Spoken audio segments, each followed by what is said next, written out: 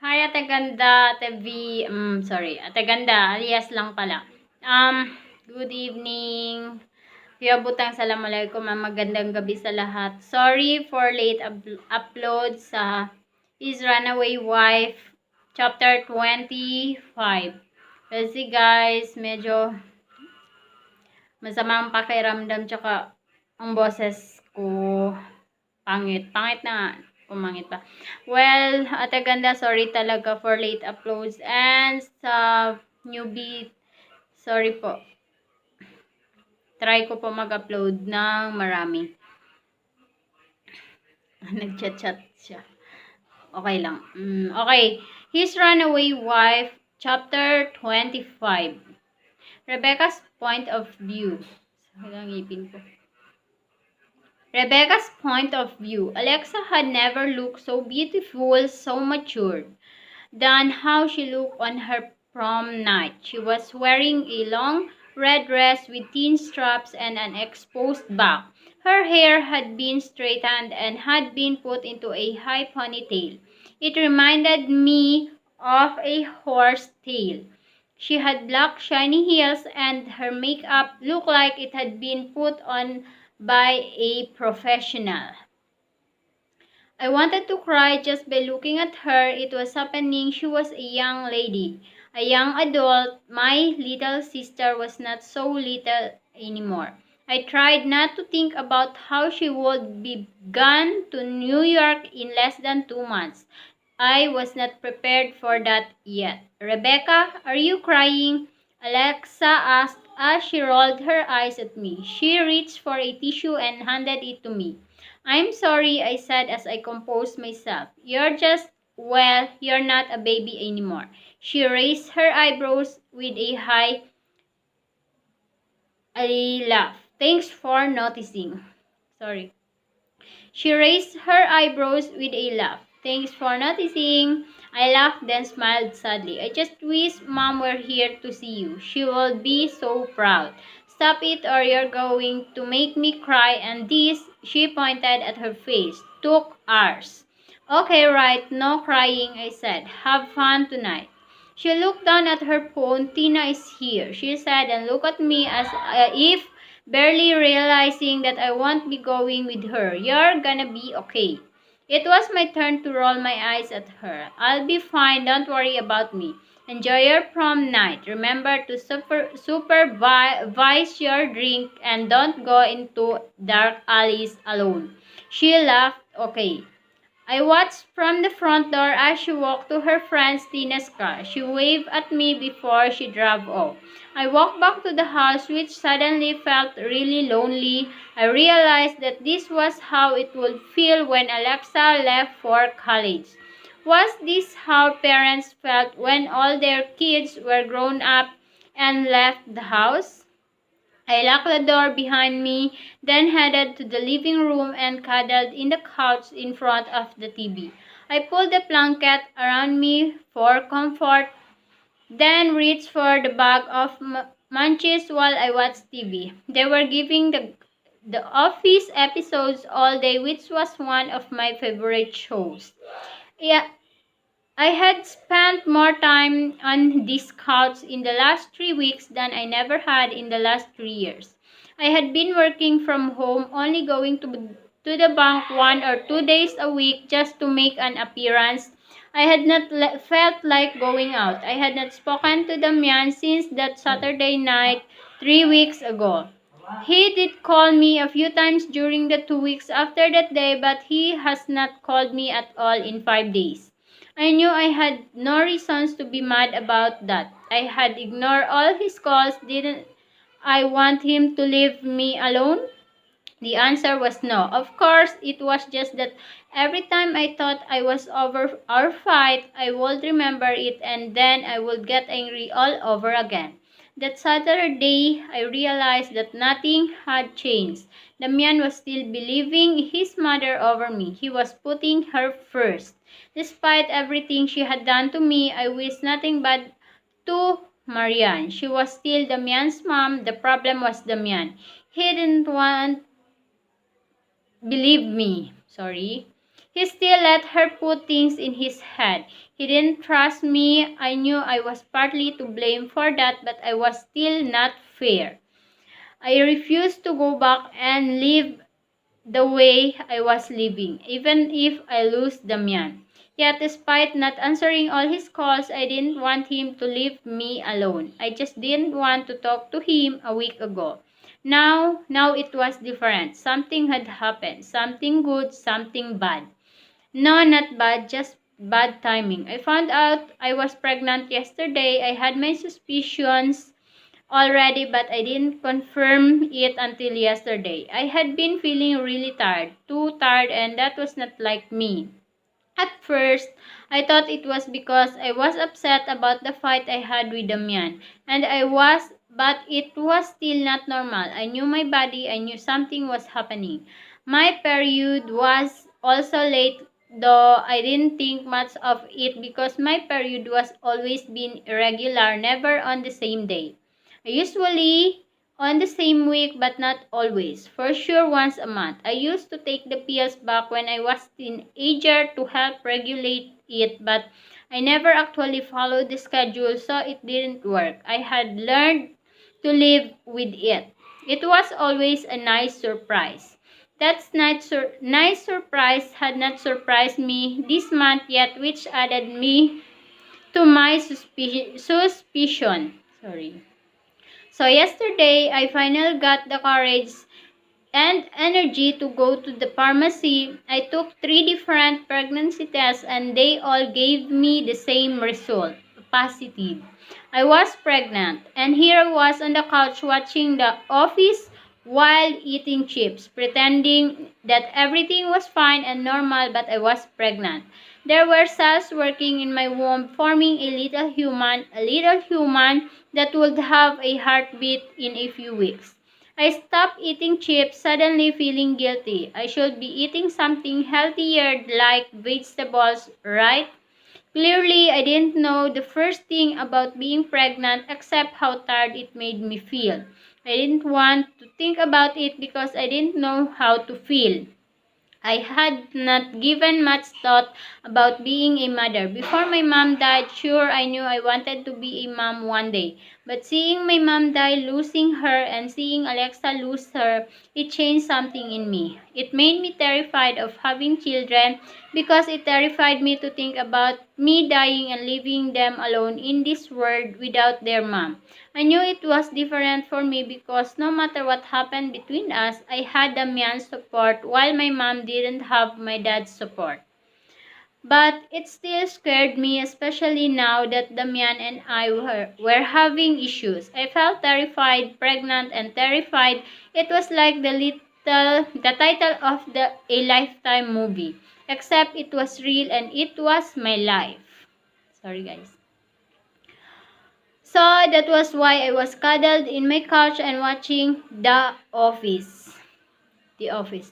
Because it was better than facing reality. I didn't know what I was going to do. Of course, I was going to tell Damian. I just didn't know when or how. He had not called and I was ready to answer now. I knew I could easily call him, but his silence made me wonder, had he given up? And if he had, should I even tell him? I was the one to tell him I would not make him choose between his mother and I. I was the one to ask him to leave after all. This pregnancy didn't just magically solve our problems. Damian still believed his mother more than me. He was still letting her come in between our relationship. I imagine what it would be like to bring a child into this, and I cursed myself for not being more responsible. I could not even remember if we used protection every time. Obviously not. And here was the consequence. Sorry.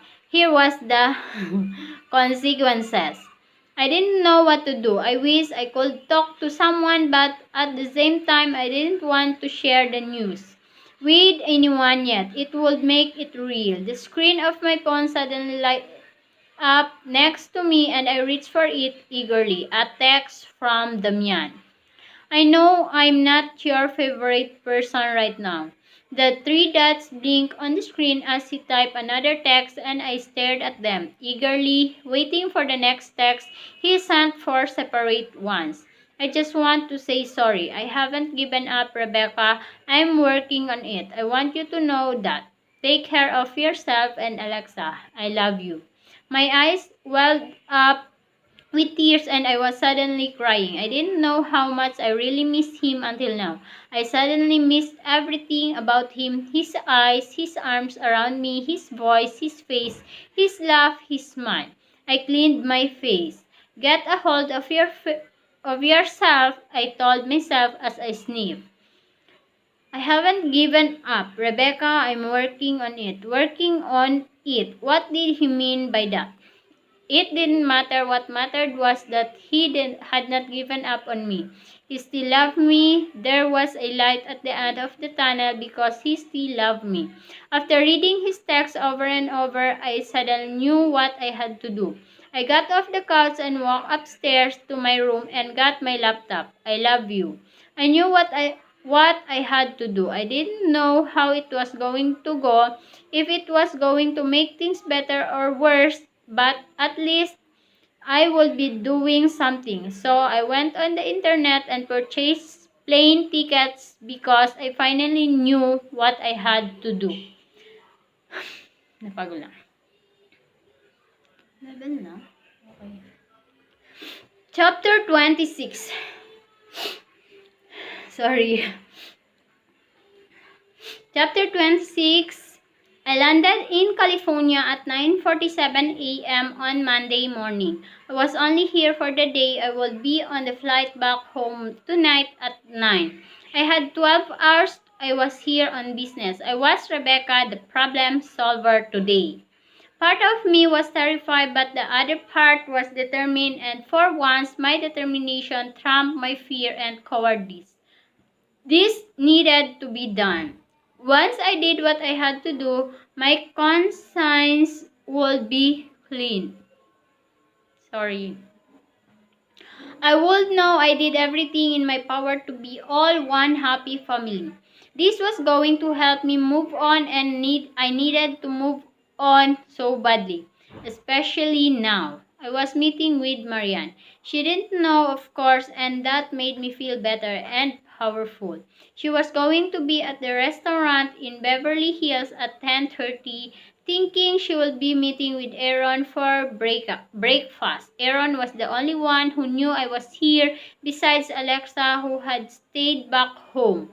I didn't know what I was going to say yet. I was hoping the words would come to me once I saw her face to face.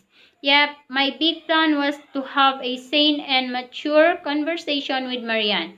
That was my plan to solve our problems. I knew it was a long stretch. I knew it would turn ugly very quickly, but I was going to try my best to be patient with her.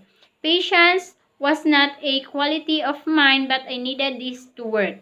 I planned to confront Marianne and demand what her problem was. Why did she hate me so much?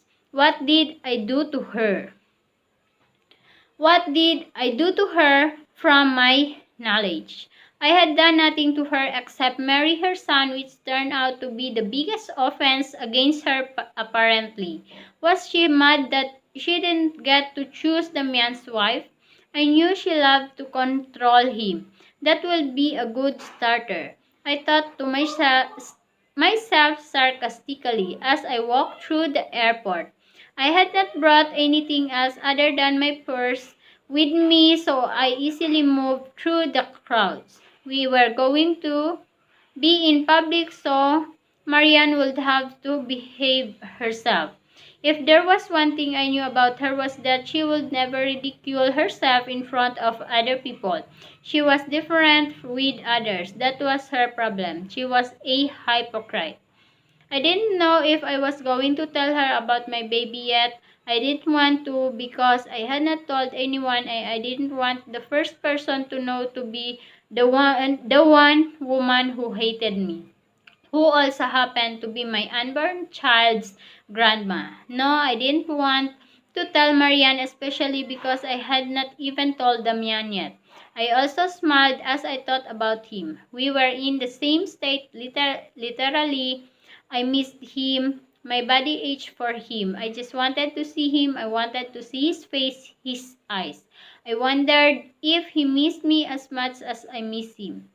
I also wondered how he was going to react when I told him I was pregnant. Maybe I should just go to the clinic and see him. I could hide in his office all day, or we could go somewhere private. Rebecca, no. No, I thought to myself, shaking my head. Remember, you're mad at him, and you need to do this. You need to have this conversation with Marianne. Then you can say you did everything you could. Finally, walk out of the airport and got a taxi to drive me to the restaurant. It was a sunny day. At least the weather was nice. Aaron had not asked me why I wanted to meet with Marianne. One of the best things about him was that if he was your friend, he was your friend, unconditionally. No questions asked. It was a shame we were not as close anyone, and we probably never will be. Aaron deserved a true friend that will be there for him when he needed them. I hope he had someone like that. The taxi dropped me off on the curb outside the restaurant a few minutes after 10:30. When I walked in, there was a line to get seated, so I got in line. I looked around as I waited, and then I spot her. She was sitting off to my right in a table for two and right next to the window. I signed, then straightened up before walking to her. At first, she didn't see me approaching. She didn't look up until I was right by the table. She looked confused. Her hair was pulled back into a bun, and she was wearing a pink blouse with black dress pants. I couldn't see her shoes, but I would bet money she was wearing black shiny heels. She always dressed Sorry. She always dressed up like she was going to an important place. There was a cup of coffee in front of her. As I met her gaze, I thought back to the last time I saw her back in her house when she arrived unexpectedly. I cleared my throat. "Hello, Marianne." She narrowed her brown eyes at me. "What are you doing here?" My body was tense, but I acted cool and natural as I took a seat on the chair across from her with a smile I said, "Well, to see you, of course." I could tell she seemed surprised by how I was acting. I had never spoken to her like that. I was always a coward, always keeping quiet when she insulted me or when she did things to hurt me. Keeping quiet or running away, I was not that Rebecca anymore. I flew all the way from Nevada to see you, I continued when she didn't say anything. Her face expression changed in realization. "I can't believe it, Aaron." She stopped herself, then looked at me as she reached for her purse. "I am not going to set myself up for this humiliation." She tried to stand up, but I reached out and grabbed her wrist. "Sit down, Marianne," I said, raising my voice so she knew I was not afraid to make a scene. "I flew here to talk to you, and I am not leaving until we do." Shock was clear on her face. After a moment, she finally sat back down and set her purse down again. "How dare you touch me like that? You've handed me like that many times," I said calmly, looking into her brown eyes. "Doesn't feel good, does it?" She narrowed her eyes at me. "What do you want?" She spit the words like venom, letting me know she was not happy to be here. I was not either. "I told you I want to talk. That's all," I assured her with a smile. The waitress came over. "Then anything I can get you to drink, ma'am?" Marianne started. "Yes, please," I said, looking up at her. "An orange juice also. May I get a menu? It's my first time here." "Oh, yes, of course," the waitress said. "Give me 1 second." I nodded with a smile on my face because I knew Marianne was glaring at me. If looks could kill, I would be dead for sure. This was kind of fun. The waitress came back with a menu promising to come back ano yan? Sorry. In a moment to take our order. It's my first time here, I said, looking at the menu. What do you suggest? Stop it with the scurried Rebecca. Marianne said, looking very much annoyed. Tell me what you want to tell me and be done with it. Oh, it's not going to go your way, I said, looking up at her. I intended to eat at least have a pleasant breakfast, considering it is very unpleasant to be here with you. I'm sure you feel the same way. If it is so unpleasant for you, then why are you here? I told you already I want to talk. About what? About us, about Damian. I said and rested my arms on the table as I leaned in to look at her in the eye. But mostly I want to talk about why you hate me so much. Oh, please, Marianne said. Don't tell me you want to play the victim now. I have been. I stopped and cleared my throat. I needed to compose my anger. I have been the victim. Your victim. She didn't say anything, so I continued. I think it's time to have this conversation. Don't you think? I know you hate me. I want to know why. Was Does abandoning my son without saying anything not seem like sufficient reason for you? I half smiled. You hated me long before that, Marianne. I am not an idiot. Please stop treating me like one. She glared at me. Why the sudden interest? I shrugged. I realized something. Oh yeah, what is it? I realized that you and I both can't be in the man's life. It's that what Damians want, of course, but he doesn't understand that there's a chance that might not be possible ever. So you're trying to mend things with me because you know you'll lose him otherwise. Marianne looked satisfied. It was crazy how sure she was that Damian would always do whatever she said. It was so shallow of her. She was so selfish. I smiled at her. I was ready to give him up, Marianne. I really was. I want you to know that despite all the hurtful things you've done to me, I've never been the woman to make a man choose between his mother and wife. I looked down at that table, then looked up again. After losing my mom, I understood how important it is to spend time with our parents while we have them. I told her, and I thought I saw her face soften, but it was so quick. I was sure I imagined it. The man loves you and he is afraid to hurt you. So I was ready to give him up, but something happened. I gulped. And now I can't. I won't. So this is me trying to mend things between us before talking to the man. Marianne shook her head with a smile. So you're saying you're doing me a favor. I'm giving you a chance. My son is not going to choose you over me. I am his mother. I don't know what fantasy you have in your little head, Rebecca, but that's all it is. A fantasy. You've always been so naive. Though you were smart to marry my son, a doctor, a man from a good family, and a bright future, you don't deserve him. You'd never have, especially after what you did to him. What made you come back? Did you run out of money? Or I didn't marry the man for his money, I said as calmly as I could. Is that what you think? Is that why you've never wanted me as his wife? I never wanted you as his wife, that is true, she said. Damian should have married someone like him, someone with a career, a woman from a good family name, someone like Karen. I interrupted her. You wanted Damian to marry Karen. That's always been your problem, has not it? I was not the woman you chose for Damian, so you resented me instantly. Was it possible that I was right? Marianne resented me for Damian's decision. She could not hate her son for disobeying her, but she could hate me. Karen was perfect for Damian. She still is. Marianne said and smiled. And when you leave Damian again, he'll finally realize he is too good for you and move on. I looked at her for a moment, thinking about her words. That was the thing, though. It was not just the words, it was the way she said those words. She had always spoken to me in a condescending tone, always trying to make me feel smaller than her.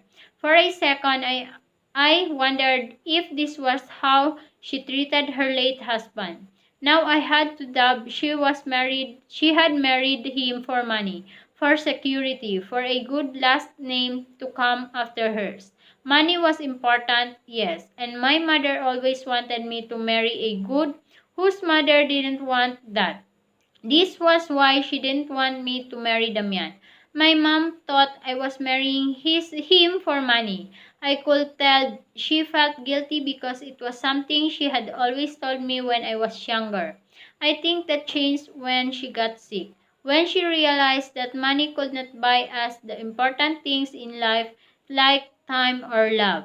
But I fell in love with Damian. I love him. I know I always will.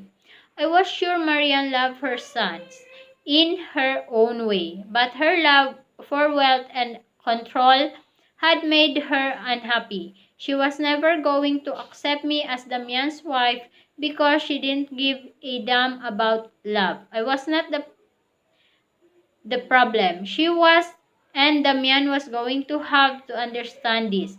Are you ladies ready to order? The waitress asked, then with a writing pad in her hands.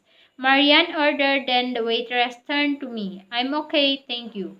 Your appetite is gone, dear, Marianne asked after the waitress left. You know, Marianne, I came here with every intention of understanding and even forgiving you for everything you've done to me. That's all I wanted, I said, looking at her. But being here and talking to you has made me realize how shallow you are. And now I know that when you lose Damian, it won't be my fault, she sighed. You already left him once. I'm sure you're going to leave him again, so we won't have to worry about silly apologies and repentance. Just make sure to stay away next time. Leave the divorce papers and sign if you would.